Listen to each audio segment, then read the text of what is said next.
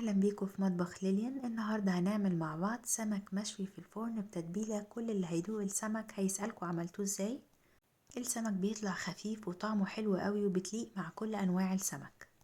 النهاردة أنا استخدمت سمك الريد سنابر. السمك ده موجود هنا كتير، أنا مش عارفة اسمه بالعربي، بس طبعا ممكن تعملوها بالبوري أو قاروص أو بولتي، كله هيبقى كويس. المهم إن السمك اللي بنعمله الفرن يكون كبير شوية علشان ما ينشفش في الفرن، وطبعا بنعمل فيه فتحات كده بالورب علشان السمك يستوي حلو، وكمان ندخل التتبيلة جوه لحم السمك يبقى كله طعمه حلو.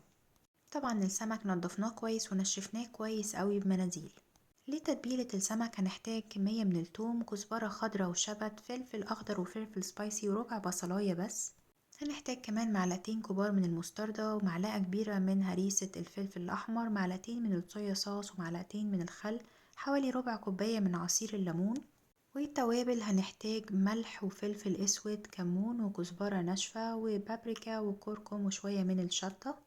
هنحتاج كمان ليمون، شرايح الليمون اللي هو الأصفر عشان ما يمررش في التسوية، هنحطها جوه السمك وكمان هنحطها من فوقيه. وهنحتاج كمية من الخضار علشان نحطها تحت السمك بتاعنا. هنحتاج بطاطس ونقطعها شرايح كده مش تخينة قوي علشان تستوي مع السمك. هنحتاج كمان بصل وطماطم وفلفل أخضر وألوان متقطعين شرايح، ومعانا كمان بقدونس وكزبرة خضراء وشبت وجزر مبشور. هنبتدي أول حاجة نجهز التتبيلة بتاعتنا في الكبة.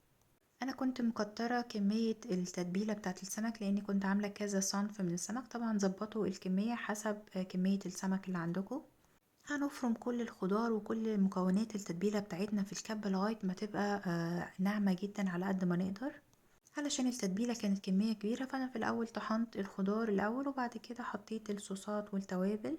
الحاجة الوحيدة اللي انا ما زودتهاش على التتبيلة هي الزيت، علشان انا كنت عايزة اخد جزء منها للسمك الفيليه. التتبيلة دي تنفع لكل انواع السمك، بس طبعا لو هنعمل سمك مقلي مش هنحط زيت عشان الكفر ما يفكش. انا بس خدت جزء منها علشان السمك الفيليه، وبعد كده هحط عصير الليمون والزيت على التتبيلة دي علشان اعمل بيها صينية السمك. هنجهز بقى الصينية اللي هنسوي فيها السمك بتاعنا، تكون صينية كبيرة كده، ونحط كل الخضار بتاعنا والبطاطس ونحط عليهم كمية من التتبيلة مناسبة لكمية الخضار، ونقلبهم كويس قوي علشان الخضار بتاعنا يبقى طعمه حلو لما نيجي ناكله.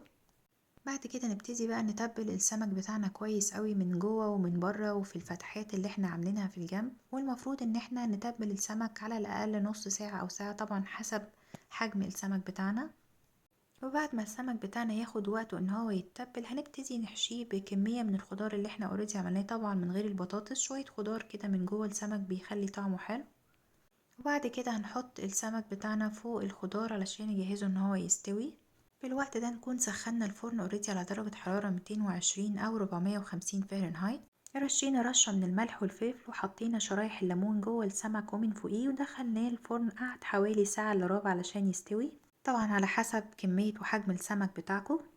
الوقت ده كان كفاية ان السمك يستوي ويطلع باللون الحلو ده من غير شواية. جربوه بالطريقة دي وقولولي رأيكم. ثانك يو.